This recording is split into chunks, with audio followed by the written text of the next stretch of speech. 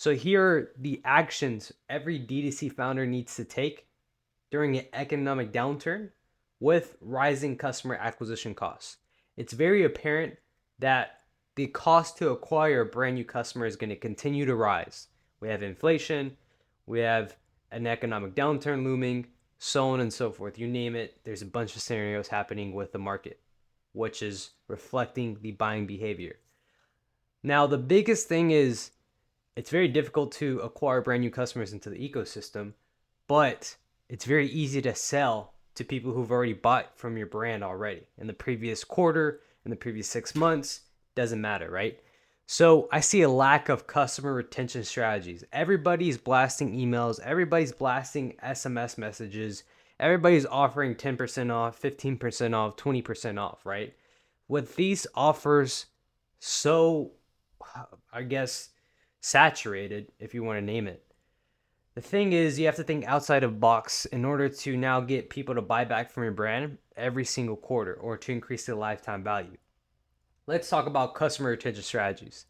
There's a ton of different variables and a ton of different methods you can pull together to increase your lifetime value. You just have to be different in your approach.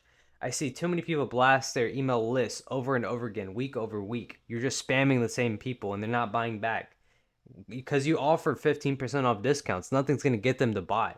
Now, there are three frameworks that you can follow that's going to increase your customer retention.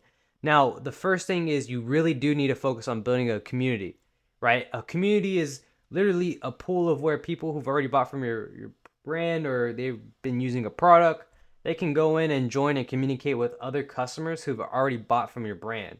With a community, you're not only increasing your social proof, you're also increasing feedback and reviews. You're getting more people to buy back from your business quarter after quarter because they say they might need a different product from your brand. Let's say you have multiple products, multiple SKUs, right? With a community basis, you're able to now create demand right off the bat if you do launch a new product the following quarter, right? A community is super huge when it comes to customer retention, not only from a social proof element to it, but you're able to validate product market fit for new potential products. Apart from just communities, you're getting direct insight from the market. What would have cost you thousands of dollars from a media buying perspective to acquire this data, you actually get it for free with a community. Now, when it comes to community building, there's a lot of platforms on there. You can do Facebook groups. You can have a Discord channel. You can even do something along the lines of there's specific online Web3 solutions or SaaS offers that allows you to build a digital community. At the end of the day, you need to create a community. Doesn't matter what you do. If you're already advertising on Facebook, I highly suggest you build a Facebook community around it so that not only from a ad buying perspective, you can use those social proof reviews or those comments on your ads itself. But apart from that, you can also funnel in traffic from your ad to now becoming part of the community, right? And a great brand, like there's brands like Avi who utilizes perfectly, right, with that Facebook community. When apart from Facebook community, you can hire an influencer to go and post live content or do a live stream just talking about your brand within the community. A community is just a simple hack to not only increase more people to buy back from your business, but also increases social proof. And apart from that, you're creating demand for dirt cheap. Now, let's talk about another element to increasing customer retention.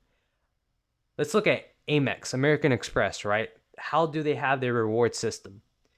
With American Express, for every dollar spent, you get a 1 cent back. And then from there, you stack up points. The more you spend, you're able to now pay for travel. You're able to pay off, let's say you want free food or something along the lines of that. You can use those points toward that specific goal or whatever you're purchasing.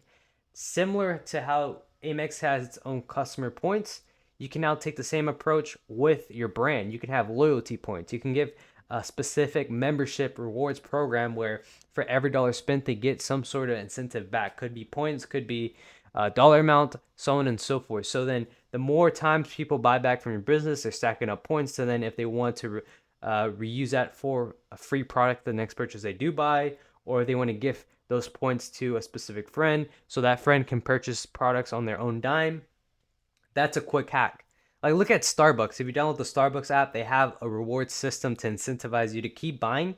And the more you spend with them, you're going to get free products apart as a byproduct of just doing business with them. So, customer loyalty rewards program is another hack you need to follow in order to increase your customer retention, to keep your brand top of mind, and to keep it very interesting. Now, there's a couple of other avenues, but I'd say these two factors are probably the biggest that will increase your trajectory with specific communities, and apart from that, loyalty rewards program. That's the easiest hack apart from backing email SMS, changing your ad copy, hiring a graphic designer to come up with compelling, statics when you use that on email. Now, why is customer retention so important? Because the thing is, if you can increase your lifetime value for one single person, and you take a step back and you look at the unit economics apart from your whole entire cohort, what happens is you can literally double your profit margins by getting more people, the same people who've already bought, to now increase the buying behavior from that. It's just an easy hack that I see a lot of founders tend to neglect. And it's not that they wouldn't try this out. It's just that they're unaware of these specific simple hacks because, let's say, as a founder, you're managing 10 different hats. So it's very important that you don't neglect your customer retention strategies, and you always have to increase or adapt to market conditions, right? People buying behavior has gone down, inflation, you name it, right?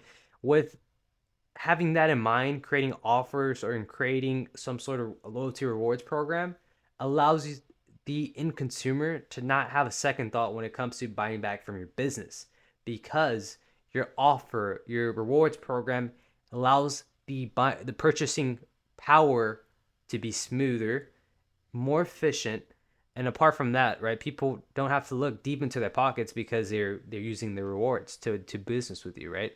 So that simple hack is literally what you can do to increase your retention rate. And I see nobody discussing this. It's insane.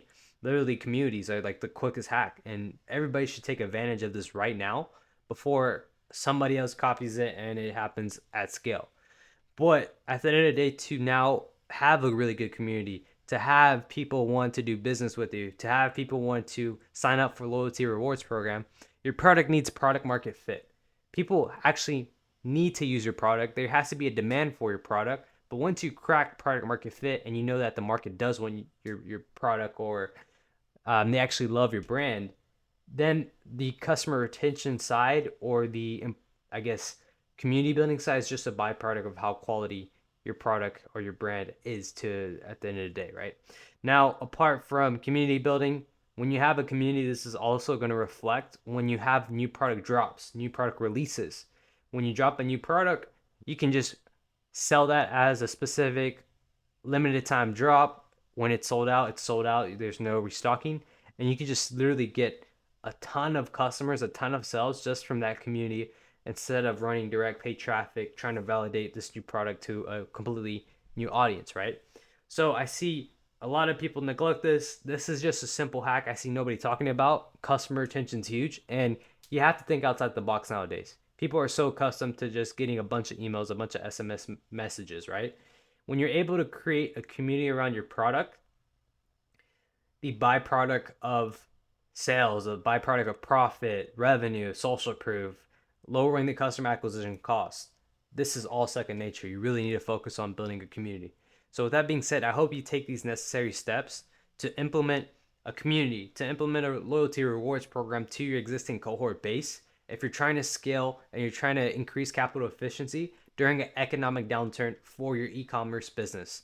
So with that being said, if you have any questions, if you're struggling with paid traffic, if you're looking to build in-house, if you're tired of paying 5-figure a month retainers for different agencies for your e-commerce growth, schedule a call with me down below. I dropped my calendar. You can speak directly with me. We can go over your whole entire strategy. We can see what we need to build together so that you can build in-house for a profitable exit in the next 2 to 3 years. I will also drop my protocol down below where you can go and follow the step-by-step 30-page guide that will give you the necessary steps you need in order to build in-house. So with that being said, I hope you guys enjoyed this video, and I'll catch you guys in the next one.